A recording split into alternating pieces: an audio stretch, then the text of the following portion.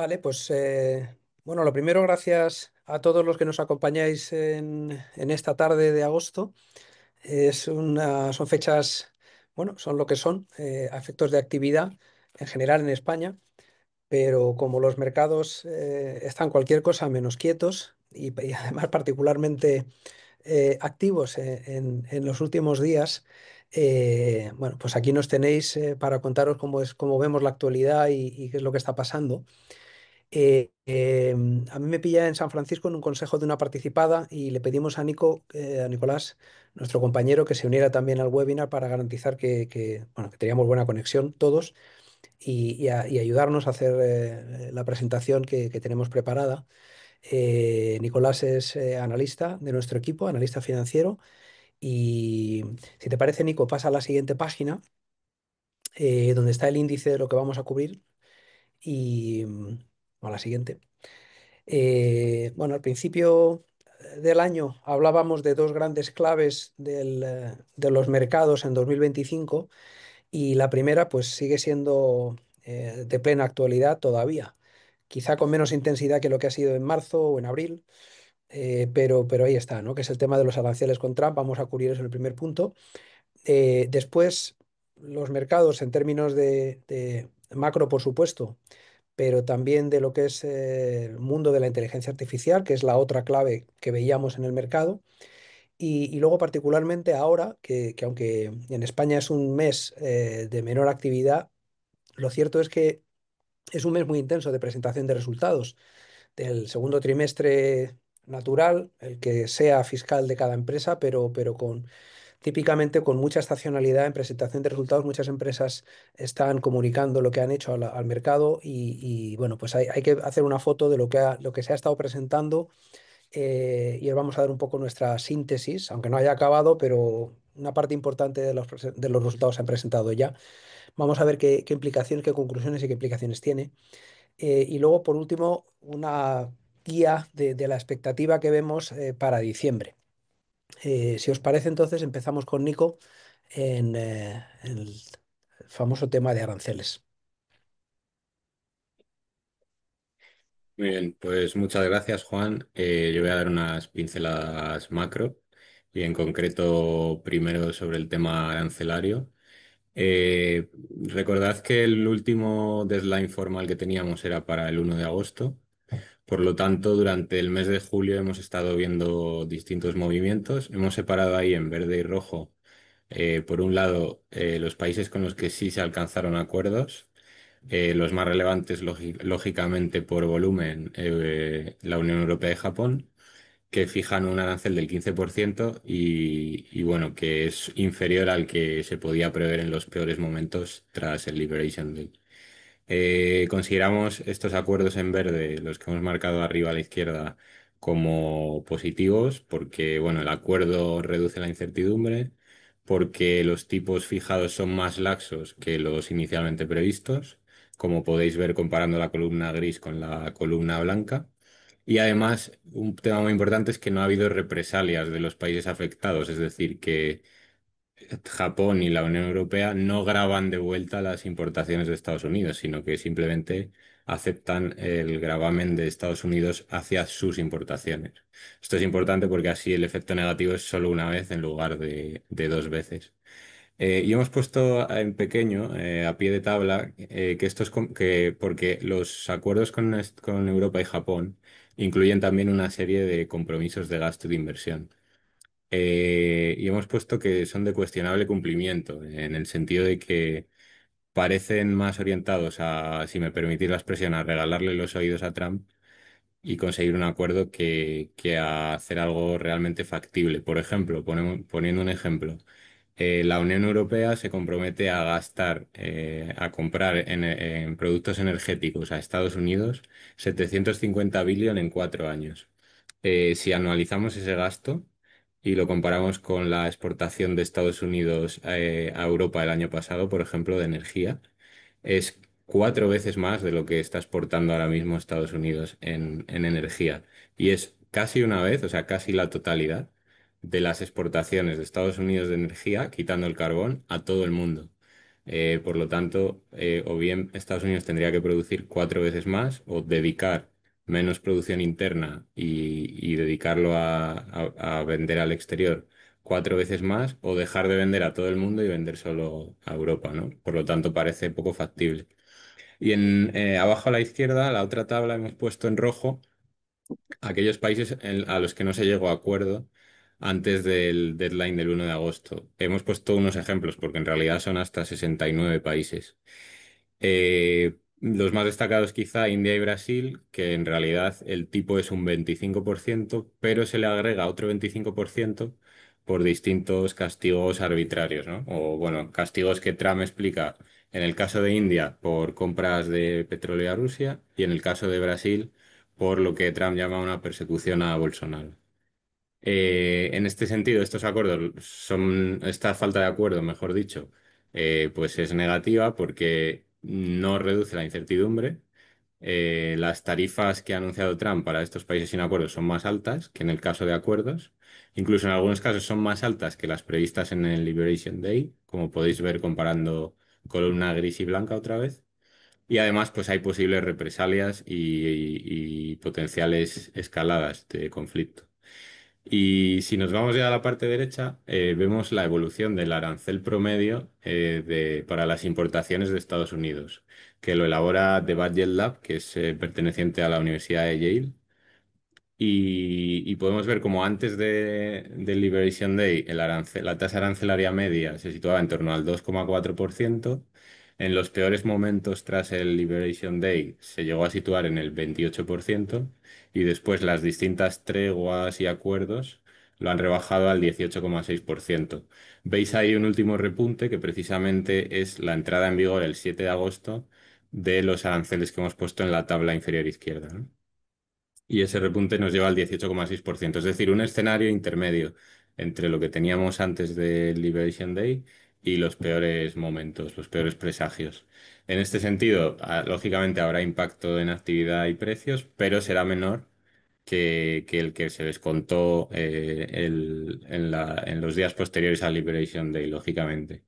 The Budget Lab dice que el impacto puede ser medio punto de PIB y punto y medio sobre el nivel de precios.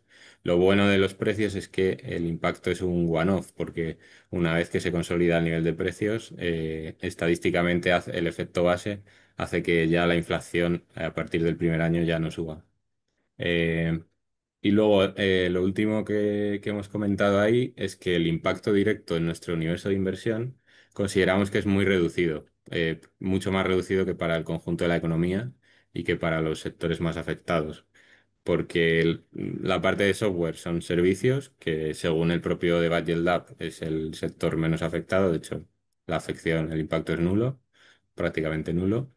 Y los semiconductores, aunque a priori podría parecer que hay algo más de impacto, es verdad que luego, leyendo la letra pequeña y en un escenario central racional, van a estar mayoritariamente exentos. Por lo tanto, podemos considerar que son de los sectores menos afectados por los aranceles. Ahora vamos a profundizar más en esto que he comentado de semiconductores, con dos noticias que hemos conocido esta semana sobre Trump.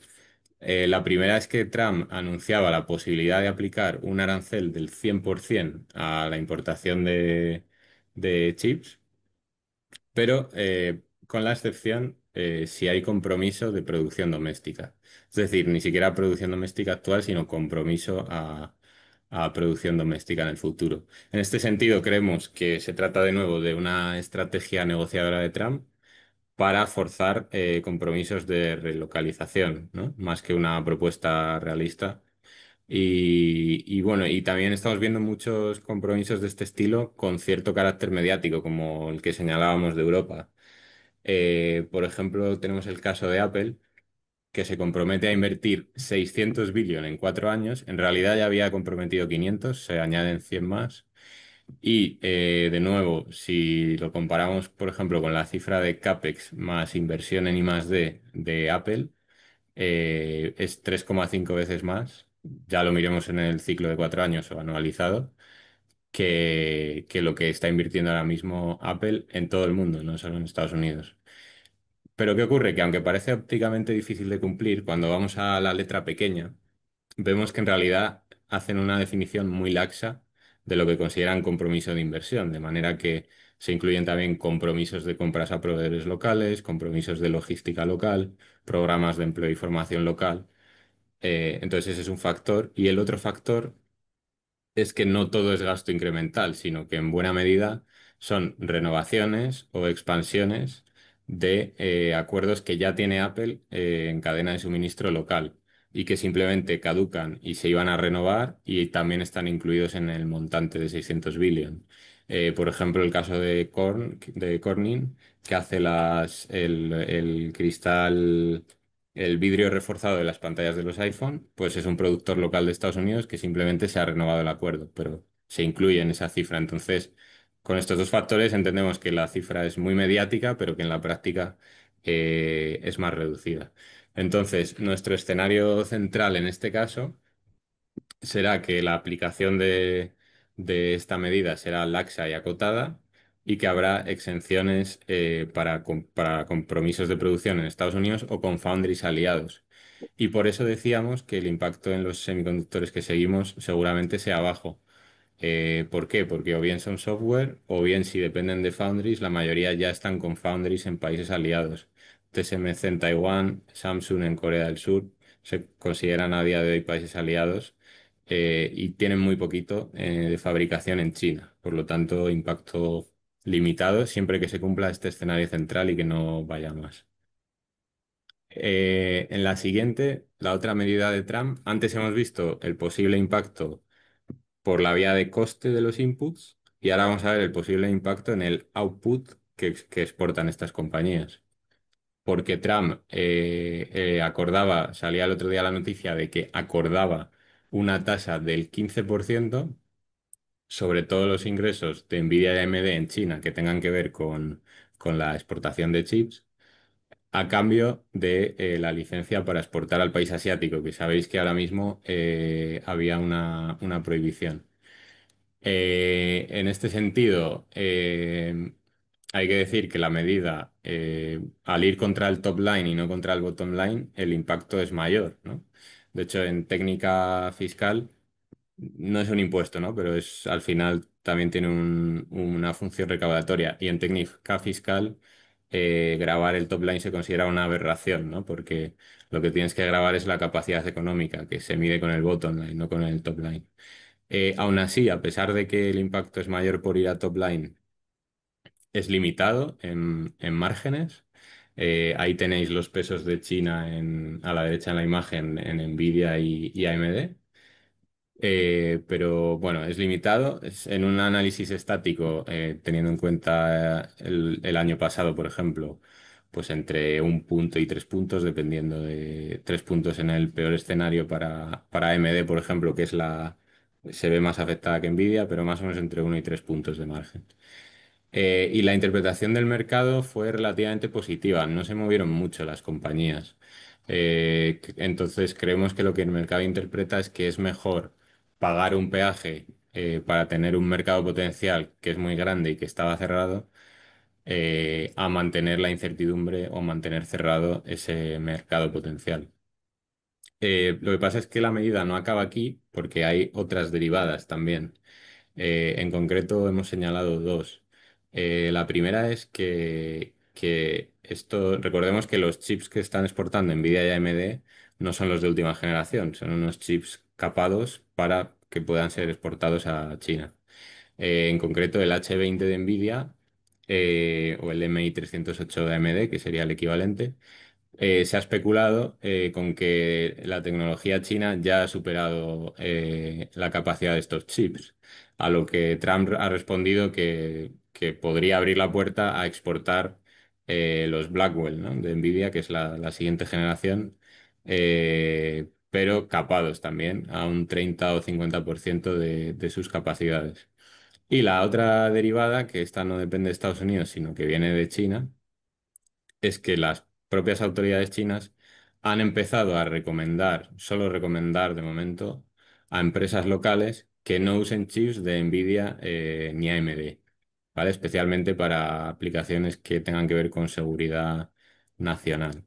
Por lo tanto, aquí prevemos también un posible impacto en la demanda, ya no en la oferta, sino en la demanda de estos chips. Y por último, en esta diapositiva hemos reflejado, podéis ver en el gráfico, la rentabilidad diaria del Standard Poor's de los últimos meses. Hemos sombreado en azul un periodo de 26 sesiones en las los últimos días de junio y todo el mes de julio al completo en el que el movimiento del diario del S&P ha sido menor al 1%, es decir, que ha habido poca volatilidad y además ha sido con inercia alcista y ha permitido llevar a los índices a máximos. ¿Qué entendemos nosotros de este movimiento? Que el mercado en buena medida ha aprendido a no sobrereaccionar al ruido que está generando Trump y de alguna manera ya no se cree todos los faroles, por decirlo de alguna manera. Y al contrario, podríamos preguntarnos por qué están en máximos, ¿no? Sobre todo el mercado está reaccionando a noticias ahora de tipo más micro, porque las presentaciones de resultados, como luego veremos, están siendo bastante buenas. Y vemos ahí una barrita que hemos señalado en rojo que por primera vez rompía esa racha y superaba el 1%, hacia abajo en este caso, pero vemos que no fue por nada relacionado con Trump. Fue simplemente por unos datos de creación de empleo débiles en julio y lo que es aún peor, como vemos en la tabla de abajo, una revisión de la creación de empleo de los meses anteriores dramática, porque si vemos la línea que pone acumulado, pasamos de una creación de 290.000 empleos supuestamente en el dato preliminar a tan solo 33.000 empleos creados una vez que se revisó el dato, es decir, se esfumaron 260.000 empleos. Tanto es así que llevó a Trump a destituir a la encargada del Buró de Estadísticas Laborales de Estados Unidos, no porque se hubiera equivocado en la lectura preliminar, sino porque le parecía que estaba forzando a la baja los datos.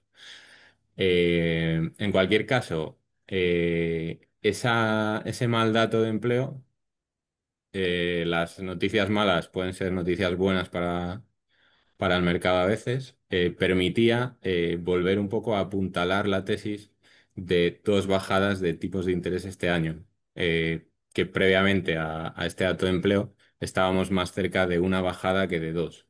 Y gracias a este mal dato, ya estamos más cerca de dos bajadas de tipos. Y por último, el dato de ayer de IPC, que se situó en línea. El IPC general se situó incluso por debajo de lo esperado, el subyacente ligeramente por encima, pero en cualquier caso hablamos de una décima, lo cual el mercado lógicamente lo interpreta como que los aranceles todavía no ha habido filtración a nivel de precios y por tanto una inflación que sí permitiría que esos malos datos laborales den rienda suelta a las bajadas de tipos. Muy bien, gracias, Nico. La segunda noticia que anticipábamos al empezar el año, primera Trump, la segunda era la inteligencia artificial. Hemos visto que el mercado ha aprendido a leer a Trump y en buena medida descontar lo que son titulares de periódico o halagar el oído de Trump a lo que hay de realidad. No ocurre lo mismo con la inteligencia artificial. El mercado está despistado en estos momentos. Esta transparencia es un ejemplo. Son las publicaciones de resultados de algunas compañías. Datadog, Microsoft, HubSpot, Block y Dynatrace, todas con capitalizaciones superiores a los 40.000 millones. Microsoft en los 4 trillones. Veis que la primera de las columnas es justo cuando publican y tiene lugar la presentación de resultados con la call por parte del management. típicamente por la noche en España, al cierre del mercado en Estados Unidos. En todas estas compañías, automáticamente hay en lo que se llama pre-market, antes de que abra el mercado del día siguiente o después del cierre del mercado del día, estas compañías están subiendo entre el 5,5 y casi el 8% de Datadog. Probablemente muchos de estos movimientos son debidos a robots que analizan las cifras que se han dado y las que se esperaba el mercado. Y si hay sorpresa positiva, sube, y si hay sorpresa negativa, baja. Pues bien, por cifras, todas estas subían y subían mucho. Abre el mercado al día siguiente y hay una oscilación de entre 5 puntos en el caso de Microsoft y entre 11 y 12 en todas las demás, con el mercado abierto y después de reflexionar ya por humanos. Y como una semana después, cuando los analistas sitúan el precio objetivo, después de estudiar, debatir entre ellos y su mecánica interna, se establecen una revisión de precios, típicamente en todas ellas, al alza, y al alza muy importante, más importante que la reacción inicial del mercado. Hay casos, los casos muy extremos, o por arriba o por abajo. Aquí tenemos dos compañías, Shopify y Monday, con una subida muy importante y que se confirma la subida o más que se dobla, y en la otra donde la bajada se confirma aunque se atenúa. En cualquier caso, nuestra lectura es que el mercado no interpreta, no está interpretando, no está sabiendo interpretar las señales que vienen de inteligencia artificial. Si pasamos a la siguiente transparencia, creo que se ve de una manera más objetiva. En estos momentos, en los que ya prácticamente han publicado pues, el 80 y algo por ciento de las compañías, resulta que el 96% de las tecnológicas han superado lo que el mercado esperaba, tanto en ingresos como en beneficios. Y lo han superado no por poco, por casi 4 puntos porcentuales. Es decir, muy alto. Y además, la guía que dan para el siguiente trimestre es mejor que la que se esperaba el mercado, con cerca de 2 puntos porcentuales. Entonces, ¿cómo el mercado reacciona como hemos visto en la página anterior? ¿O por qué? Pues básicamente porque en el comentario que hace el management, las preguntas de los analistas y la respuesta de los analistas, lo que se percibe es, así como en el macro, el entorno era muy pesimista y ahora es menos pesimista, en inteligencia artificial el entorno era muy optimista y ahora es algo más pesimista. ¿Por qué?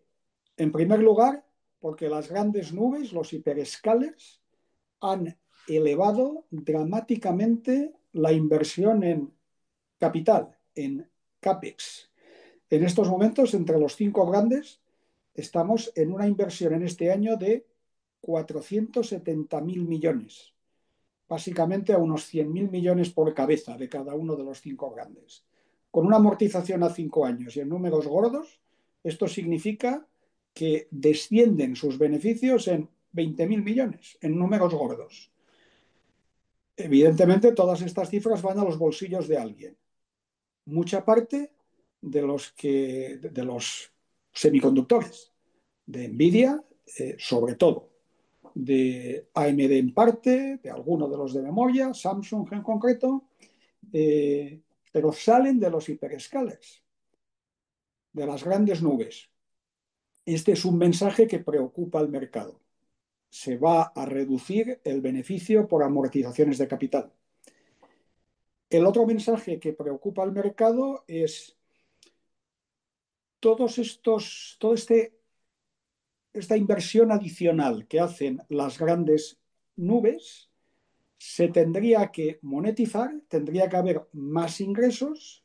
En estos momentos hay muy pocos, pero solo cuando las grandes empresas que están utilizando software de empresas, de nóminas, de marketing, de publicidad, de edición, solo cuando esas grandes empresas empiecen a tener ingresos derivados de la inteligencia artificial, se verá el ritmo de monetización. Y en estos momentos ese ritmo no está llegando. Están entre el 2 y el 5% de los ingresos, las mejores en el 5%. Y el mercado está preocupado porque dice, la ventaja de las empresas SaaS es que me daban el software hecho. Y ahora mismo el software es muy fácil de desarrollar con la inteligencia artificial. Ella sola hace mucho software a mucha velocidad. Y por otro lado, parte de ese software se utiliza para reducir puestos de trabajo, reducir asientos. Y muchas empresas de software como servicio facturaban en función del número de asientos que utilizaban esa facilidad de software. Por tanto, se eleva la incertidumbre, mucho CAPEX, poca monetización en las empresas que están gastando ese CAPEX, y por otro lado, preocupación porque las que tendrían que traer ese dinero todavía están trayendo muy poco y hay esos factores de incertidumbre. Vamos a intentar interpretarlo. Entonces, la siguiente transparencia, Nico. Con la inteligencia artificial creemos que hay que separar dos ligas. Una, la de los que gastan, vamos a llamarle software, y otra, las de los que ingresan, vamos a llamarle hardware. Y hemos hecho un ranking. En software lo hemos situado por los que están ya sacando valor, extrayendo valor, monetizando. Los que más son los autores de los modelos, el que hace ChatGPT, el que hace Claude, OpenAI o Anthropic, el que hace Perplexity. Todos estos están ingresando y la mayor de ellas, OpenAI, tiene una valoración de 500.000 millones en estos momentos, vendiendo este año 20.000, pero multiplicando por 4 el ingreso. En definitiva, todo este movimiento de la inteligencia artificial generativa viene de los modelos, pero ninguno de los modelos cotiza en el mercado. Todos son empresas en este momento privadas. Los que más están monetizando son los hiperescaladores, las grandes nubes, porque realmente tanto las empresas de software como servicio cotizadas, como las startups que están empezando a sacar partido de la inteligencia artificial, desarrollan sobre esas nubes y están gastando de esas nubes. La gran incógnita, esta es una de las grandes incógnitas, porque estos modelos que están funcionando, los hiperescaladores, las nubes, tienen dos maneras de aproximarse distintas. Google o Meta tienen modelos propios. Y en este momento tienen dos tipos de modelos. Uno, cerrados, que nadie puede ver, tú lo usas tal como está, u otros abiertos, en el que los programadores pueden ver el código, lo pueden modificar, pueden aportar ideas en cierta medida, o el código o los pesos.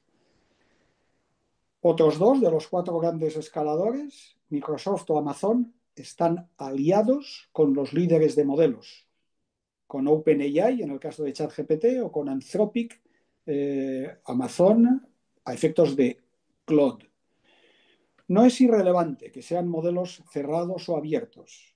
Todos los modelos chinos son abiertos. DeepSeek, que es el que hace la gran revolución en el mes de enero, que tumba las cotizaciones de todas las empresas cotizadas americanas, es abierto. Se apuesta a que los códigos abiertos, los modelos de código abierto, van a evolucionar más rápido, como ha pasado con el software abierto, porque mucha más gente al verlo va a dar ideas de cómo mejorar. Y el precio que tienen los modelos abiertos en este momento es, en media, la 10ª parte del que tienen los modelos cerrados. Desde ese punto de vista, esto es algo importante. Si hay una aplicación en estos momentos de inteligencia artificial, la única que está extendida es el Copilot de Office, donde hay 100 millones de usuarios. Es decir, ya una carga importante, que en teoría todos están funcionando con ChatGPT, pero en la práctica están funcionando con modelos distintos de ChatGPT. Entre el 1 y el 5 hay una diferencia en gasto, en consumo, prácticamente otra vez de 10-1. Y Copilot te encamina hacia uno o hacia otro en función de lo que pagas, de la pregunta que haces y de cuán cargada esté su nube en esos momentos. Es decir, las nubes tienen ya enorme sensibilidad al coste y hay mucha diferencia entre los chinos y los americanos, entre los cerrados y los abiertos. O sea que no cualquiera va a ganar dentro de este dibujo, va a haber una mezcla. Esta es una de las razones del despiste del mercado. La otra razón es que el siguiente nivel en nuestra pirámide, recordáis, serán las SaaS. Las SaaS es el software empresarial, el software por el que pagan las empresas. Las empresas tienen ese software que está específicamente orientado a su problemática, sea de marketing para empresa pequeña, de ventas para empresa grande o de nivel de servicio.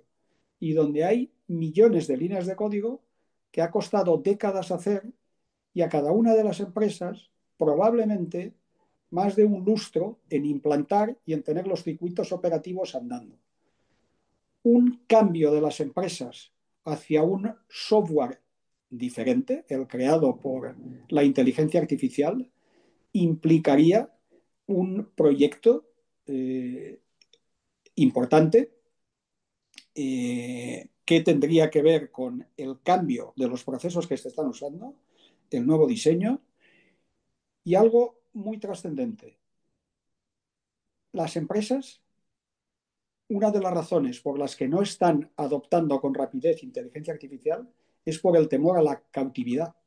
Cuando han entrado en SAP, en Oracle o en Salesforce o en Workday, lo que han visto es que cada año le subían el precio de la suscripción un 5%. Y en estos momentos las empresas lo que dicen es, no me voy a casar con un modelo único, voy a tener abiertas todas las posibilidades, con lo cual, pues un banco grande asiático que hemos visto esta mañana tiene 30 aplicaciones de inteligencia artificial con 10 modelos diferentes. Encamina a uno a otro, igual que lo hace Microsoft con su Copilot. El otro nivel que está jugando la inteligencia artificial y que es responsable de mucha parte del ingreso de los hiperescaladores son las startups. Gente que está buscando la aplicación matadora, la que va a resultar el siguiente WhatsApp o el siguiente Instagram. Hay decenas de millares de estas empresas que están desarrollando para conseguirla. Ninguna de estas empresas cotiza. Y la que más valor ha tenido en estos momentos son 3.000 millones de dólares, 3 billion. Este es el ecosistema de todos los que esperan incrementar valor y más o menos por ese orden. Y hemos visto las restricciones que tienen y el cuidado que los grandes aportadores a dinero, que son las empresas que pagan software, la mirada profunda que están echando al coste y a la cautividad que puedan generar con los modelos, con los dueños de los modelos. Esta es una liga. Los que ya están ganando, y están ganando mucho, no son capaces de servir la demanda que están teniendo, son los duros, los que llamamos de hardware. En primer lugar, los semiconductores. que son los que hacen posible que los modelos funcionen. Los modelos, el concepto original es del año 2017 y la primera implantación es 2022. Por tanto, hay 5 años hasta que se ve que solo con procesadores potentes en paralelo se sería capaz de servir lo que estos modelos demandan. Y hay un cuello de botella importante en la fabricación. Siguiente cuello de botella están centros de datos. Estos centros de datos donde se procesan todas estas demandas no son los centros de datos a los que estamos acostumbrados en una empresa, incluso en una muy gran empresa, como el Banco Santander o el BBVA. Estos centros de datos son centros muy especiales, muy extensos, mucha superficie y con grandísimos requerimientos de acondicionamiento físico en primer lugar, pero también de disipación térmica y eléctrica. La disipación por aire frío ya no vale para tener los semiconductores entre los 40 y los 40 grados máximo, entre los 30 y los 40.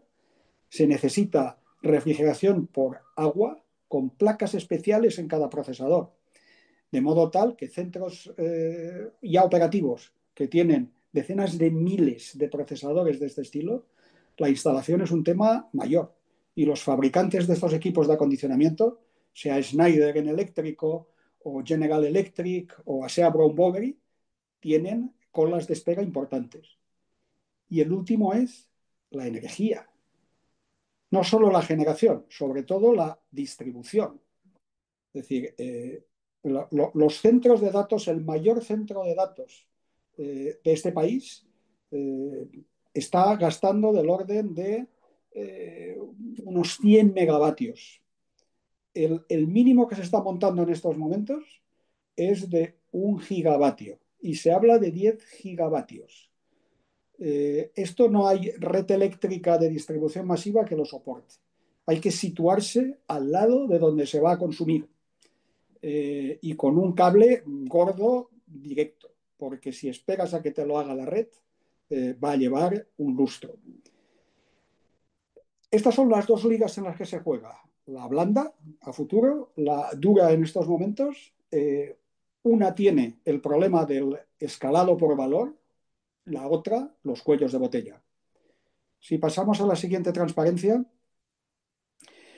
nosotros hemos hecho una especie de escenario de qué esperamos para diciembre de este año. Solo habrá una publicación, la que tenga lugar entre octubre y noviembre. Publicarán los 3 conjuntos de empresas que hemos visto que cotizan.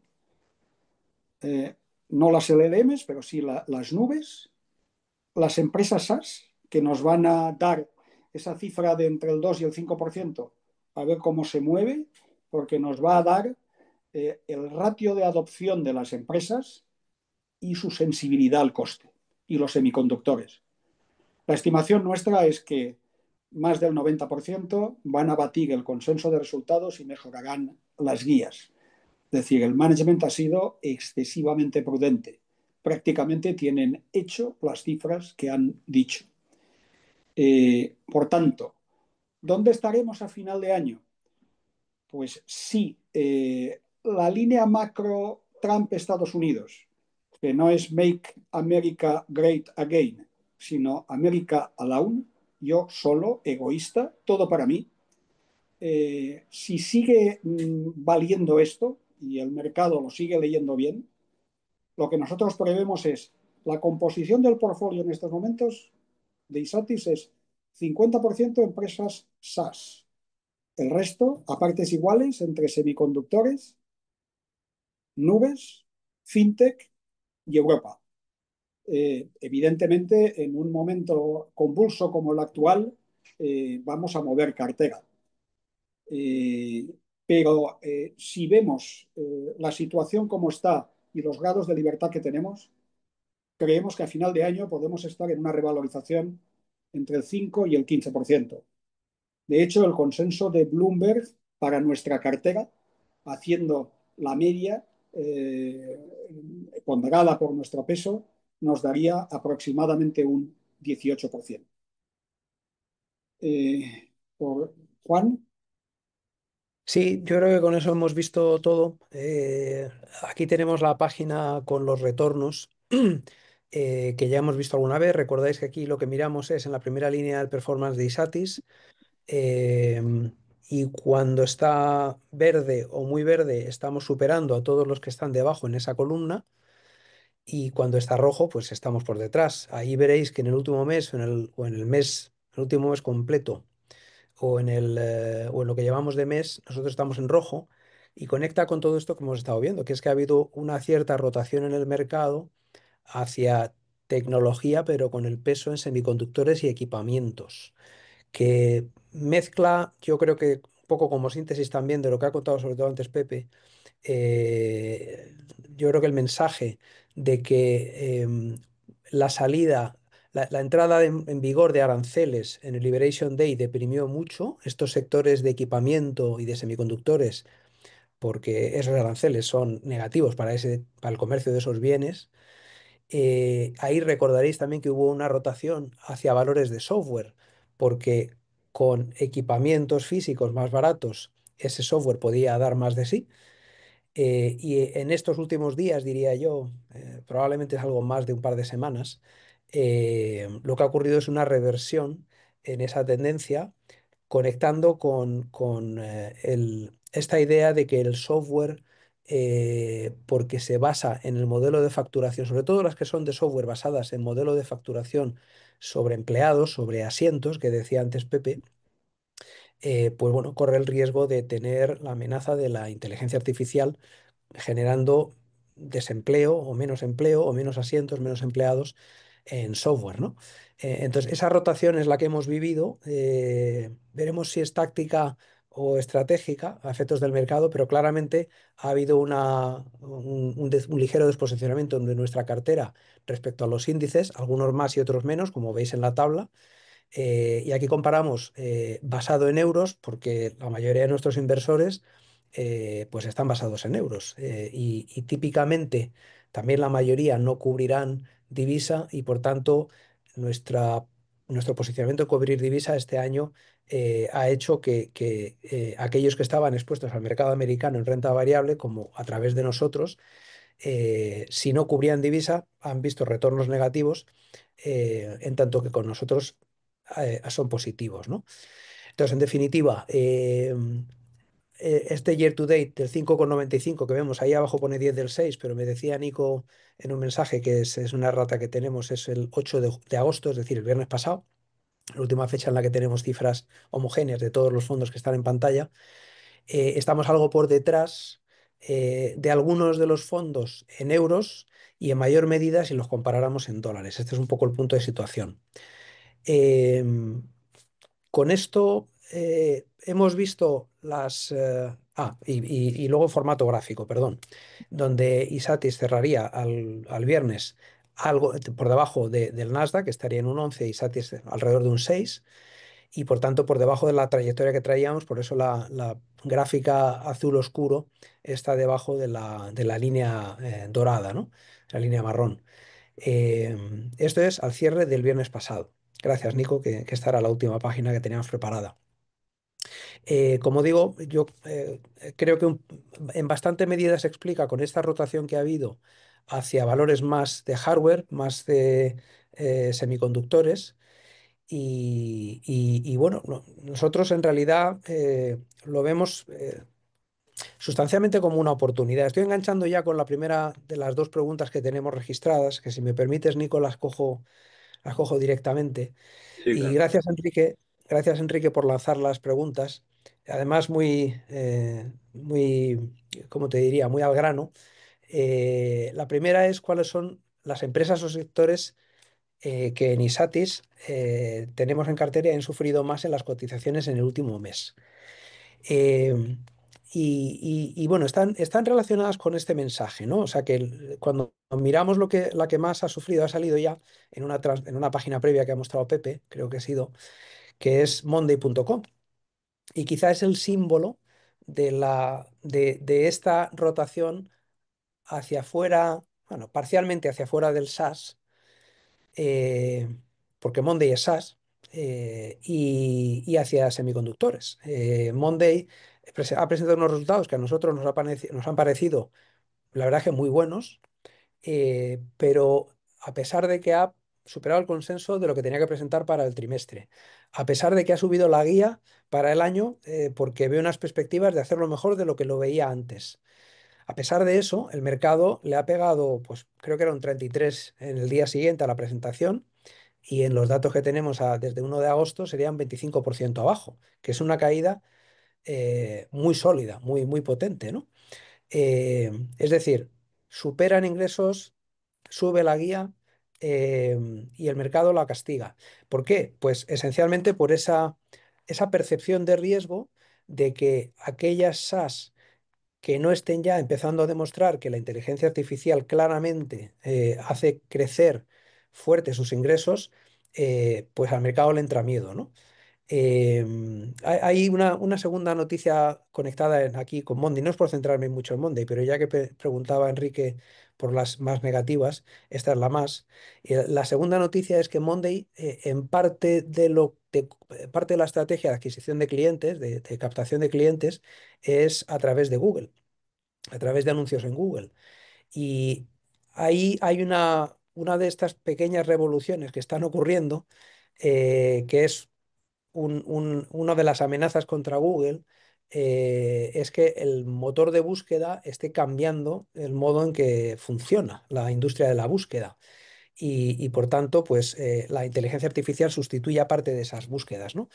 Bueno, en definitiva, para ese motivo secundario de la caída de Monday, según el cual están captando menos clientes porque el motor de búsqueda de Google les está resultando menos eficiente.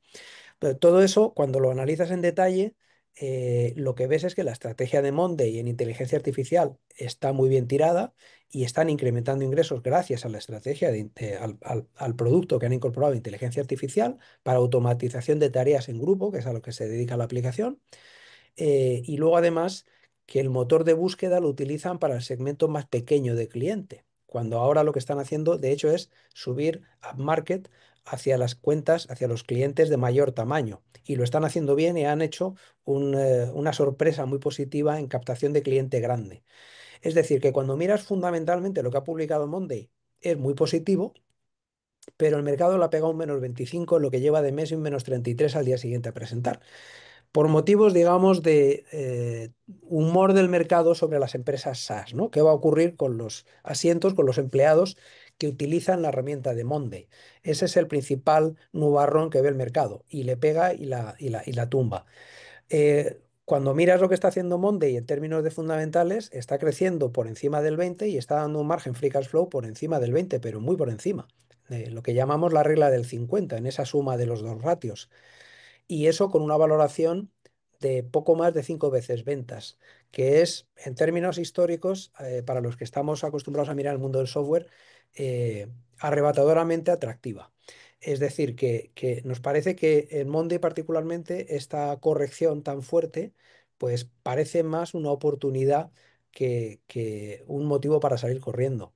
Hay alguna más que también ha ido negativa en este mes, y yo creo que está un poco el dato de Palo Alto con CyberArk, que han tenido una corrección relevante en la publicación del anuncio de la operación de compra por parte de Palo Alto sobre CyberArk. CyberArk es el referente de lo que sería el nicho de gestión de identidad privilegiada, es decir, aquellos usuarios de los sistemas informáticos que tienen acceso a todo, el director de informática y algunos otros, no diría bastantes otros, pero algunos otros que necesitan acceder a mucho del sistema y por tanto sus credenciales son privilegiadas y tienen mucho acceso. Esos son claramente objeto de ataque por los hackers, bueno, pues CyberArk ha sido opada que también cotiza y estaba en nuestra cartera, y ha sido opada por Palo Alto con una parte significativa del precio en canje de acciones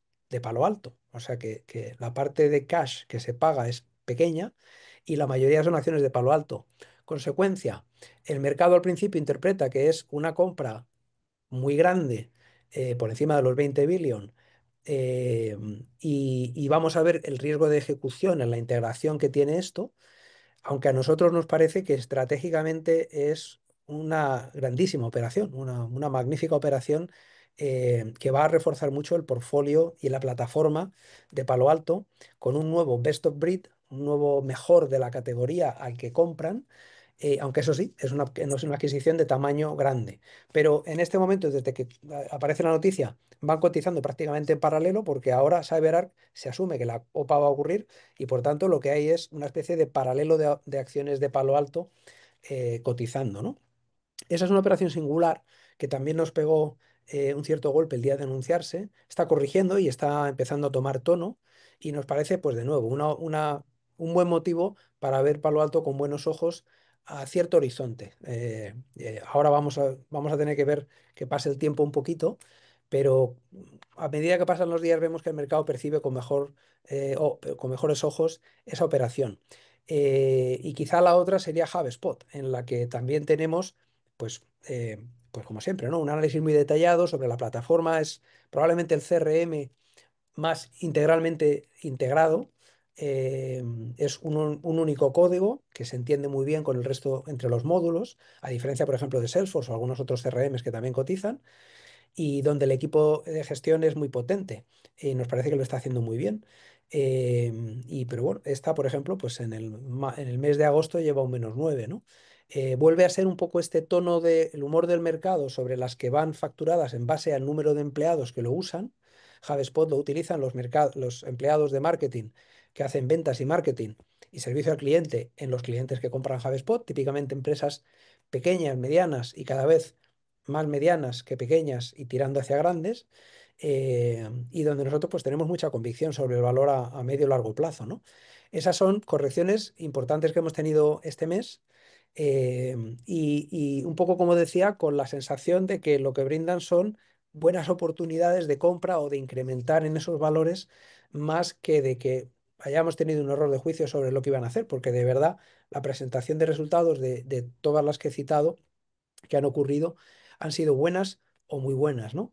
Eh, por contra, que no lo has preguntado Enrique, pero ya lo ha citado también Pepe, ¿no? Shopify, fantástico en positivo, y luego las que están alrededor de semiconductores, en concreto en nuestro caso Arista, pues también muy positivo, ¿no?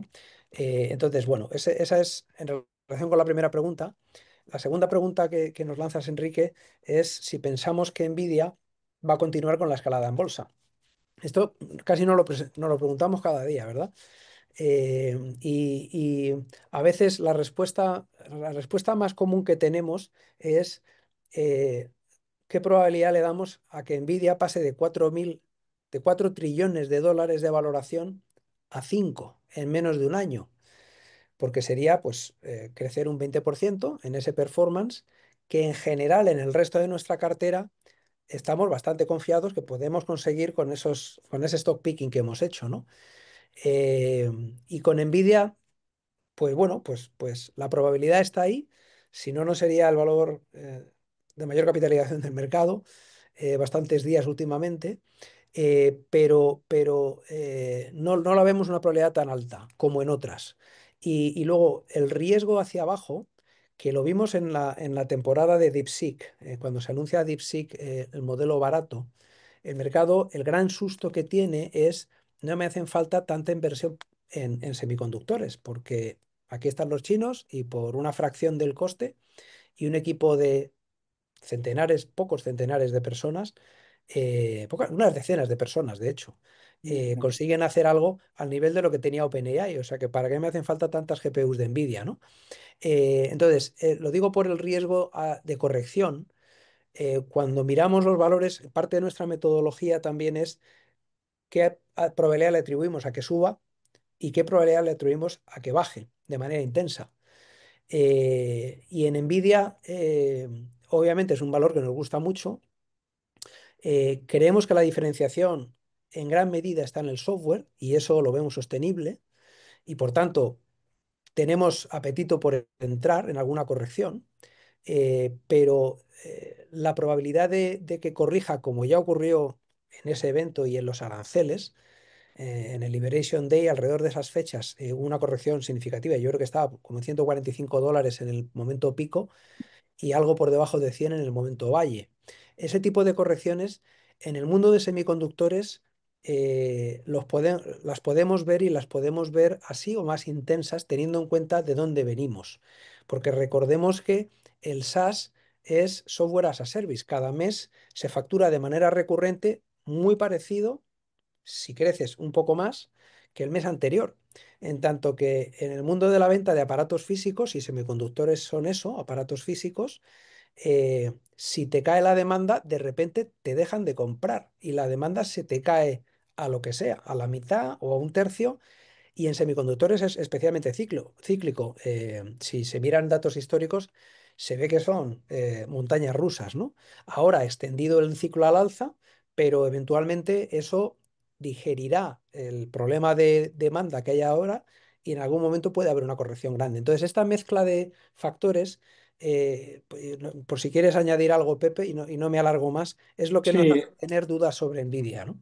el otro punto con Nvidia, claro, es que algo así como el 75% de su facturación viene de 5 clientes, que son justo las nubes, que están esperando monetización por parte de las empresas. Eh, Esto hace bueno, pues que la vulnerabilidad sea mayor, sumando el que para subir un 20% tendría que subir casi un trillón americano. La dependencia que hay en estos momentos de 5 clientes.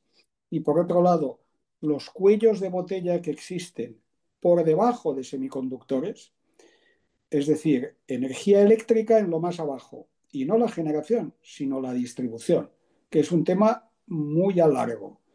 El equipamiento necesario para hacerlo y la ubicación física, el construirlo y el operarlo, es decir, que son cuellos de botella más abajo, la suma de factores, pues eso, nos hace que nuestra ponderación de probabilidad al precio actual no veamos nuestro objetivo, que es un 15% de upside con probabilidad alta a 12 meses.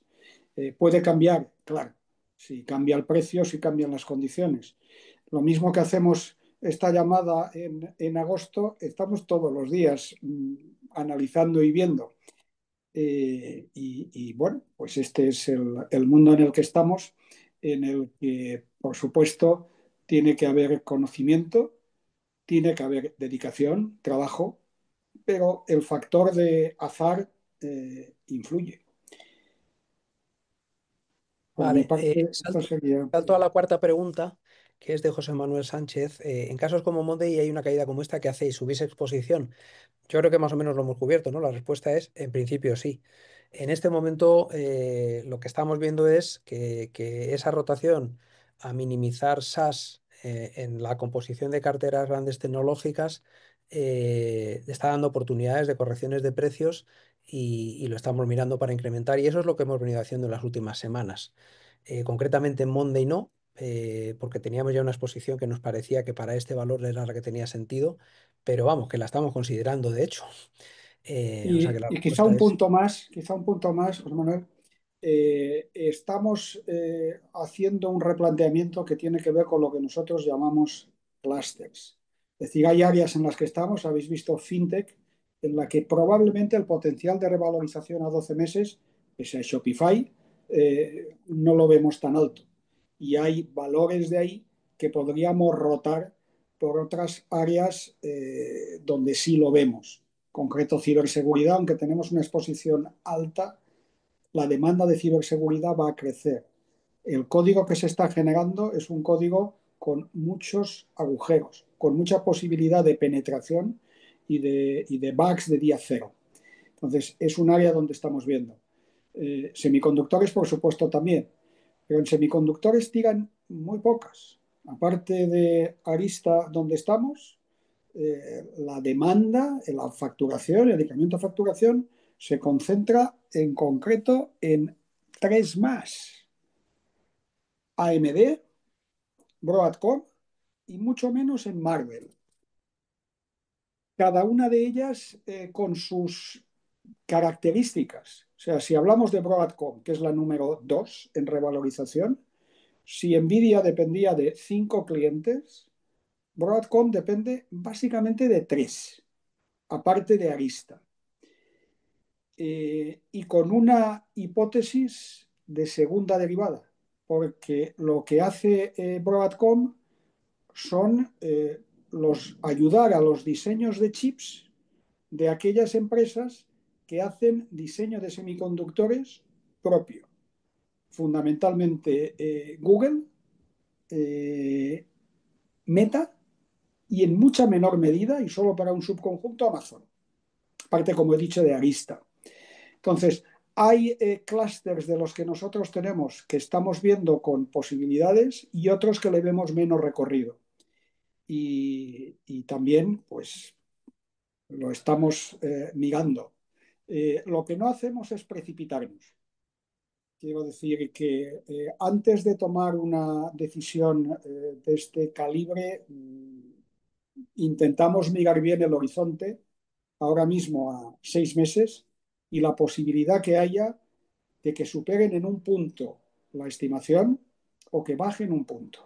Eso puede ser suficiente como para caídas de un 25%, o que en vez de superar por 4 puntos el consenso, lo superen por 3.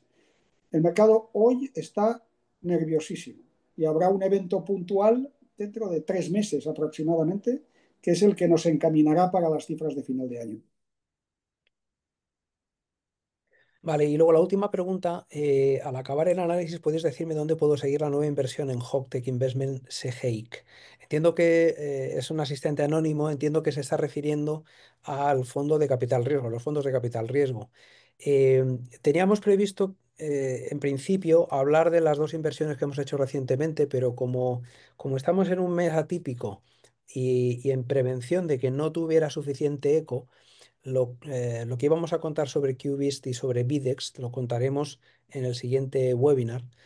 Y en todo caso, lo que sí puedo decir aquí es que las inversiones de los fondos de capital riesgo se siguen para los inversores que ya lo son en una plataforma que tenemos en la nube.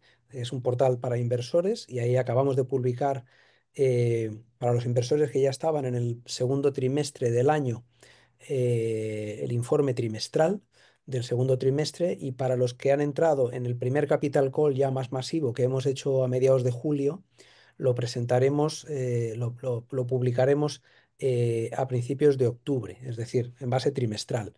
Y si hay interés particular sobre invertir en Hoctech Investment, en los fondos de Venture Capital de Hoc, aquí lo que puedo decir es que el HOC 1 y el HOC 2 ya están cerrados, hemos hecho un primer y único cierre, que significa que los hemos llenado rápido, digamos, en el sentido más positivo que tiene ese primer y único cierre. Y estamos ahora a punto de empezar a comercializar a principios de septiembre, empezaremos con el HOC 3, que es el último tramo de 20 millones sobre 70 que teníamos de objetivo levantar. Ya hemos levantado 50, faltan los últimos 20 para 70. Eso será un tercer vehículo, una tercera SCR, y el que esté interesado, pues que nos contacte y encantados de contaros sobre HOC 3, que será un paralelo puro del HOC 2. Por tanto, participará el que invierta en HOC 3 también en Videx, en Qubist y en las otras que hemos estado haciendo durante este año. Por tanto, pues a este asistente anónimo le pediría que nos escriba directamente a Nico o a mí. Nico, nos ponemos en el chat nuestra dirección de correo y para poder darle información. Los inversores que lo son tienen informes trimestrales, más luego lo que hacemos en estos webinars, que son pinceladas más superficiales, pero también contamos dónde vamos invirtiendo y cómo va yendo el fondo o los fondos. Y luego invitar al que no esté invertido ya en HOC, en Venture Capital con nosotros, a que considere HOC 3. Y eso es todo, Pepe. Y Sí, Nico, por preguntas. mi parte también. Oye, agradeceros vuestra asistencia y fidelidad. Buen resto de mes de agosto y nos vemos en septiembre. Hasta la próxima. Pues, adiós.